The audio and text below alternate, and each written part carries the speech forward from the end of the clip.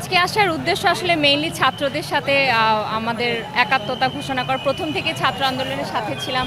আমি নিজে শিক্ষক হিসেবে ছাত্রদের পক্ষে প্রথম থেকেই ছিলাম। এবং আপনারা সবাই জানেন যে ফ্যাসিস্ট সরকার কী করে গেছে আমাদের দেশে। টাকা চালান থেকে শুরু করে দুর্নীতি বলে সব ক্ষেত্রে আসলে আমরা এফেক্টেড।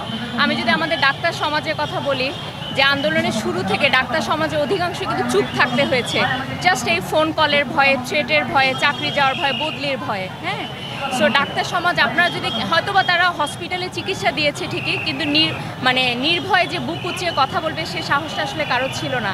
এবং সমাজের প্রতিটা সেক্টরে একই রকম অবস্থা। সেই জিনিসটা অবসান হয়েছে, আমাদের দেশ নতুনভাবে স্বাধীন হয়েছে। সেই আসলে সেইটার থেকে আসলে আজকে স্টুডেন্টদের সাথে একাত্মতা ঘোষণা করার জন্য ছাত্ররা কালকে থেকে এখানে অবস্থান নিয়েছেন। এবং তাদেরও একটা উদ্দেশ্য ছিল যে 15 আগস্টকে ঘিরে আরেকটি ষড়যন্ত্রের আমরা আভাস পাচ্ছিলাম মানে পার্শ্ববর্তী দেশ থেকে, সেটা রুখে সেটার প্রোটেস্ট এগেনস্টে স্টুডেন্টরা ছিল।